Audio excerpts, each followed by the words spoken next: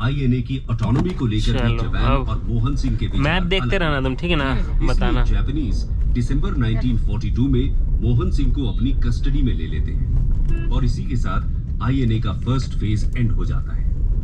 अब बात करते हैं सेकंड फेज की, जो सुभाष चंद्र बोस के सिंगापुर पहुंचने से शुरू होता है। Second phase of the INA. दोस्तों, आपको क्रांतिकारी रोश बिहारी बोस तो याद ही होंगे।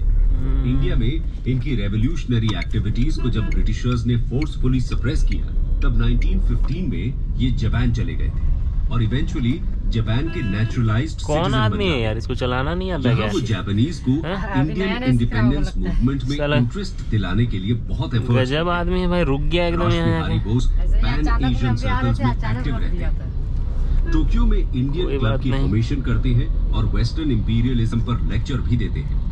इसके बाद 1942 में जापानीज गवर्नमेंट की हेल्प से टोक्यो में Rasbihari Bose Indian independence league की फॉर्मेशन करते हैं और जब मोहन सिंह द्वारा आईएनए क्रिएट की जाती है तो ये बहुत एक्साइटेड होते हैं और सिंगापुर के लिए निकल जाते हैं। जापानीज भी ये फैसला करते हैं, देखो सब कुछ ऑनलाइन अवेलेबल है पढ़ने को ना, तो कभी कभी टाइम निकाल के पढ़ा करो तुम भी। दिसंबर 1942 से रासबिहारी बोस ही आईएनए की कमांड पढ़ना जरूरी है, सब कुछ अब फोन में अवेलेबल है। सुभाष चंद्र बोस सिंगापुर पहुंच जाते हैं, ठीक है, और उनकी मुलाकात रासबिहारी बोस से होती है।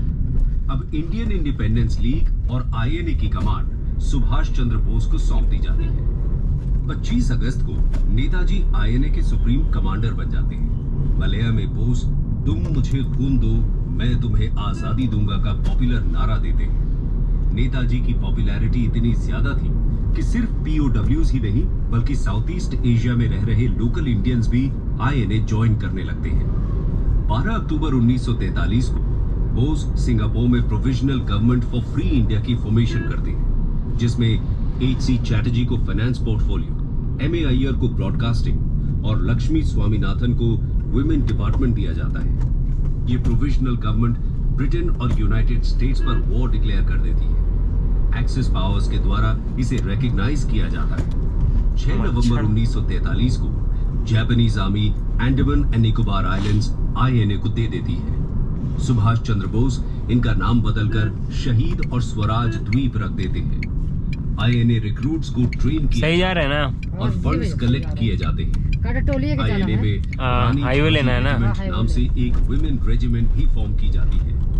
जनवरी 1944 में आईएनए का हेडक्वार्टर रंगून शिफ्ट कर दिया जाता है और यहाँ से आर्मी रिक्रूट्स को इंडिया के लिए मार्च करना था। उनका वॉर क्राई होता है चलो दिल्ली।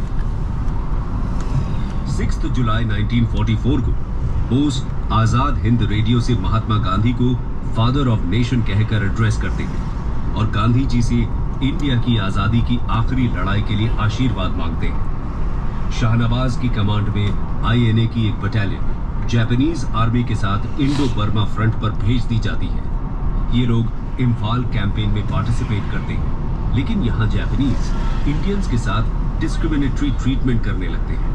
इंडियन सोल्जर्स को राशन नहीं दिया जाता है और उनसे जापानीज यूनिट्स के लिए मीनियल वर्क कराया जाता है। इससे आईएनए यूनिट्स डीमोरलाइज होने लगती हैं। इसके बाद भी 18 मार्च 1944 को आईएनए बर्मा बॉर्डर क्रॉस करके इंडियन सॉइल पर अपना कदम रखती है। यहाँ से आईएनए यूनिट्स कोहिमा और इम्फाल की तरफ बढ़ जाती है। 14 अप्रैल को बहादुर ग्रुप के कर्नल मलिक मोइरंग में आईएनए फ्लैग को होइस्ट करते हैं, जो आज मणिपुर में है। 3 महीने तक आईएनए मोइरंग में मिलिट्री एडमिनिस्ट्रेशन ड्यूटी संभालती है, लेकिन उसके बाद बड़ी संख्या में एलाइड फोर्सेस यहां पहुंचने लगती हैं। एलाइड फोर्सेस फियर्स फाइट के बाद आईएनए से ये टेरिटरी रिक्लेम कर लेती है। 18 जुलाई 1944 को आईएनए की सभी ब्रिगेड्स विथड्रॉल शुरू कर देती है। इसके बाद जापानीज आर्मी की स्टेडी इतना ट्रैफिक तो डेली नहीं रहता था द्वारा इंडिया को लिबरेट करने की सारी ट्रैफिक रहता था, लेकिन आज कुछ ज्यादा है। मिड 1945 तक ये रिट्रीट जारी रहती है। 15 अगस्त 1945 को सेकेंड वर्ल्ड वॉर में जापान सरेंडर कर देता है और इसी के साथ आईएनए का भी सरेंडर होता है। रिपोर्ट्स के अनुसार 18 अगस्त 1945 को नेताजी की संदिग्ध हालत में ताइपे में एक एयर क्रैश के दौरान मृत्यु हो जाती है। कंक्लूजन, दोस्तों, इस तरह आईएनए एक बहादुर प्रयास था INA इंडिया को आजादी दिलाने का।